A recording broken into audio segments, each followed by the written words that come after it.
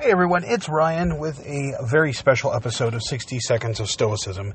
It's been a bit since we recorded, and this kind of has turned into a diary type of form for it, but I think this is a good place to just kind of talk through some things that are going on in life, things that may be going on in your life, and how we can get through them. So, one thing I want to focus on tonight is willpower. And what does that mean? And people like to talk about it in a place, like I have no willpower at all. If I see a piece of chocolate cake, I'm going to eat it. Or it's completely juxtaposed the other way, where I have so much willpower, I've gone 365 days without any sugar. So people have these different kind of holds to what willpower is and what it means and how it helps us. So I'm at a point in my life where I'm going to be hitting the big 50 soon, the big 50. Now, mentally, I don't feel like I'm there. I feel like I'm still in my 30s at least for it. Maturity-wise, my wife would probably say much younger than that. But I don't feel like it. But it's coming. It's coming like a train. And with it, it's already started to bring some health issues and other things that you just got to expect. When you drive a car for 20 years, you don't expect it to just keep driving perfectly. Things are going to start breaking down. Now, imagine driving that same car for 50 years. You're probably down to the rims, engine's blown, transmission is wobbly, and you are just dragging it down the street. So you can imagine what that does a toll on a body at age 50. Now, some people have taken care of their bodies for years. They put the right foods in, they put the right entertainment, just their pleasures of life, and they do really well with that. Others, like myself, a born and raised geek, found life exciting in front of a screen.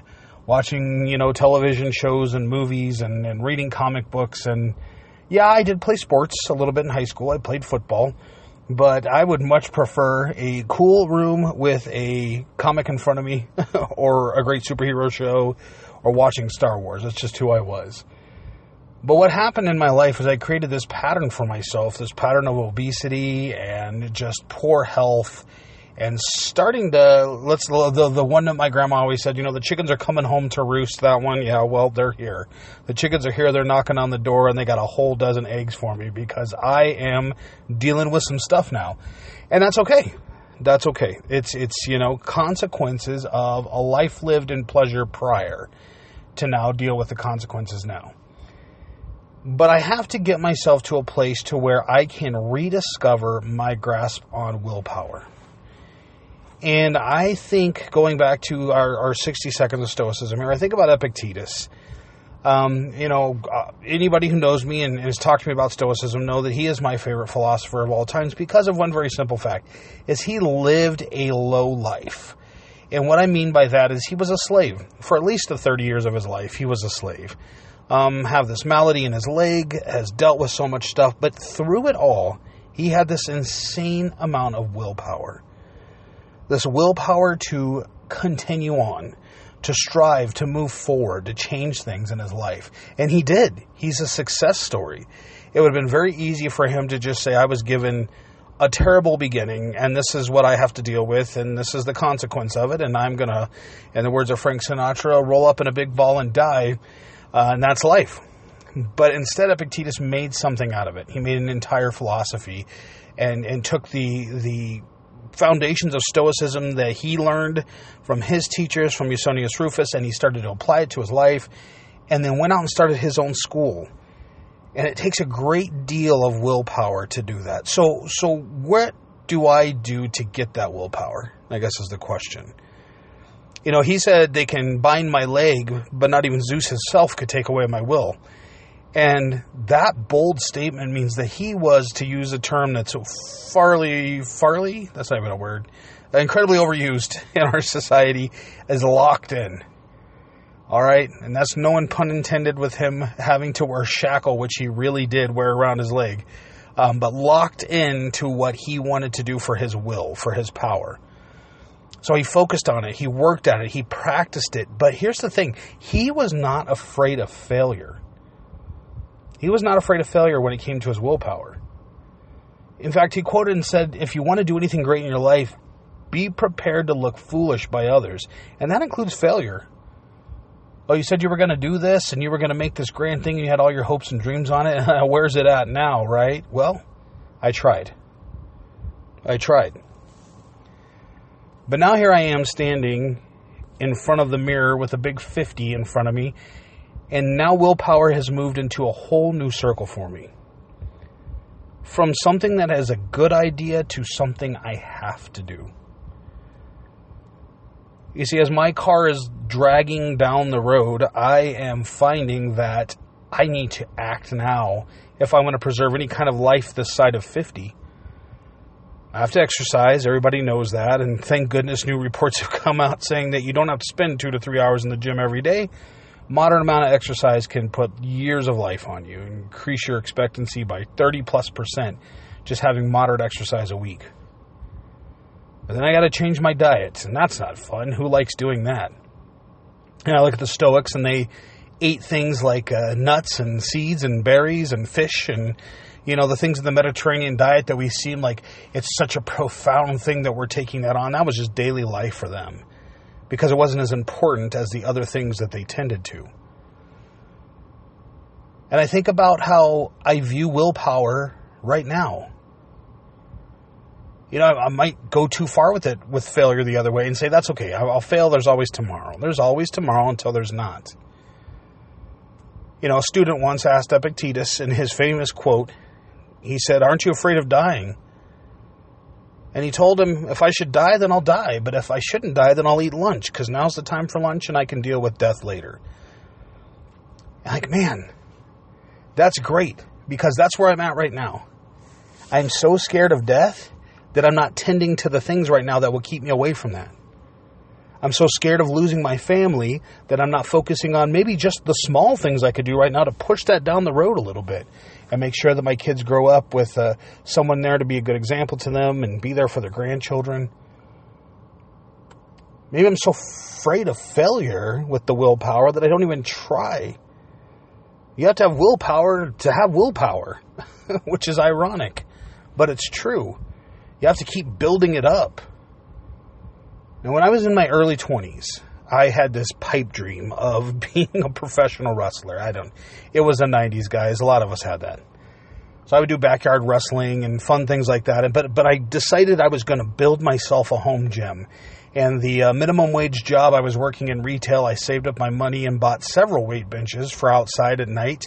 And I would come home from this job that I got off at midnight, and I would work out from 1 o'clock in the morning till 3:30 every day, 3:30 a.m., which I'm sure the neighbors appreciated the clanking weights.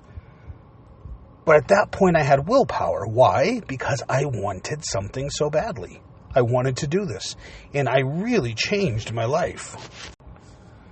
So I was willing to sacrifice things like, not getting to bed early and having to, stay up late and having to find time to fit things in. But I also changed how I looked at things. I changed how I looked at food. I wasn't going to put something in my body that was going to just negate the, 2.5 hours of, lifting that I was doing every night. And it started paying off. I started getting muscle growth and dropping excess weight and getting into good shape. And the question is, well, it was right there. You got the benefits. Why did you stop? Here it comes. The biggest enemy of willpower is interference. That's it. It's interference. Things start popping up that pull you away from your goal. And it's interference. Seneca said, my path is clear. It's the intersecting paths that cause me to stumble. And that's what it is. I know that I need to drop a significant amount of weight to feel better. But I also know that as I'm walking towards that goal, if I'm working towards it, if it's just me against this goal, I'll reach it. But then what happens? The intersecting paths come in. Hey, it's a birthday. You're not going to have this brand new dish that I just created that's so amazing and everybody's going to love it. You're here to party. You got to have it. It's hard to pull out your salad and say, no thanks, I'm just going to eat this. Or the intersecting path that comes for you, where I'm going to go for my workout tonight, or live in the state where I'm at where it's 118 degrees, and you walk out the door and you about keel over from the humidity and heat. That's an intersecting path that makes you go back inside and say, okay, I'll do it at a cooler time. Or you really are going to focus on eating more fruits and vegetables. That is the goal. That's what I'm going to do. But then as you're trying to achieve that, other things get put in the way. Can't make it to the store every day. I can't order the things that I want shipped to my door because they don't have this or that. So I'm going to have to go out and get it, and that's going to create a chore for me. And I have work, and I have school, and I have personal life and other things, and I'm just not going to do it. And I'm just going to go ahead and grab this energy bar with 47 grams of sugar in it. Intersecting path. And that's the problem. It's the distraction that really gets to us. And that's what keeps our willpower from growing. Epictetus was not distracted. He was a philosopher. He was not even going to let death get in the way of his daily life. Instead, he put that to the side and said, I don't care about that right now. What I care about is what I'm focused on. And that's how you gain willpower. So if that's what it's going to be our strategy as practicing students of Stoicism, as fans of philosophy, how do we ensure that we can stay on our path? And that's by finding people we trust that'll help push those other people away. That seems kind of harsh, you know? What if they really need help? I'm sure they do. But can you find people in your life that are going to support you enough to where they say, hey, I know you've got this thing doing. I know you got to go out and exercise tonight, or you're going to work out tonight. I'll step in and take care of it for you. And then, of course, you got to do them a favor in return and say, okay, well, the next time you do this, I'll be there to help out. Maybe it's a spouse that is going to call you on the things that you say you're going to do and don't do. I'm giving up sugar. Okay, well, the next time you throw that box of donuts in your cart at, the local store, they pull it out and put it back on the shelf. That's going to take a great deal of grace on your part to not get upset at them because they're doing the right thing to help you out. Maybe it's your kids. Maybe you sit down and have a very serious talk with them and say, hey, I'm going to try to achieve this. And let's take weight out of it. Let's take health out of it. What if it's going back to school? What if it's switching jobs? What if it's dealing with your mental health?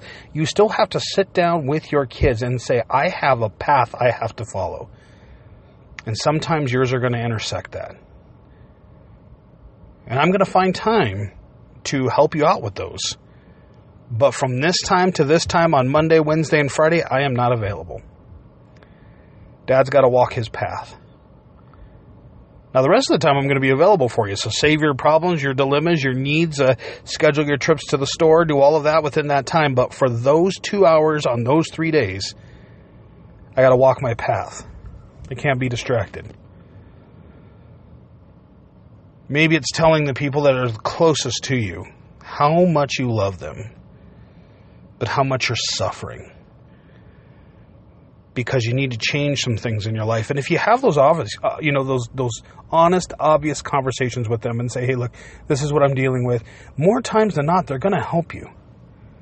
If you're telling somebody I'm struggling with my health and I don't want to die, what kind of person's going to be like, nope, doesn't matter. My needs come first. And if they do, you probably need to check them and really ask yourself, are they important to your life? But you have to stop the distractions to get to the willpower standing there. Now, once you get to that willpower, once you've said no to those distractions, you are now showing the willpower. You've gained it. You've processed yourself through it. Now it's become like a sword to you. So now when you're walking down that path and those distractions get in the way, use your willpower to destroy it. And now you're not walking towards the willpower anymore. You're walking towards what your final goal is, what your final system is for that. But we have to reduce the distractions, just like Epictetus did. You see, when he got done going to school and learning his philosophy, he wanted to start his own school. He wanted to be a philosopher. He went out onto the streets and started telling his philosophy, and he got punched in the face. Distraction. But he had enough willpower to pull himself up and go back out there the next day. And he ended up going and starting his own school that was so famous that leaders at that time were coming to hear his philosophy. He said it takes a lot of willpower to not crumble under 30 years of enslavement with an iron wrapped around your ankle, with a cruel master that breaks your leg. To continue on, say, I'm going to do this, I'm going to do this, I'm going to do this. It's focus, not the distractions that get to it. So I decided, 60 seconds of stoicism really means something to me, because when I was doing this, I felt good. And you know what happened? Distractions. Things got in the way. Time got in the way. So yeah, this recording sounds really raw and probably really bad, because guess what? I had a distraction. I had to go somewhere tonight. I'm sitting in a vehicle telling myself, do not allow that to stop your path to success. So I hope you guys will join me again as we go through these. They're going to be a lot more personal and probably a lot more raw than they were before. But it comes down to the bottom line of having faith in philosophy, having good people around you that'll lift you up, staying focused on the goal. Thank you guys, and until next time, Semper Studiosus.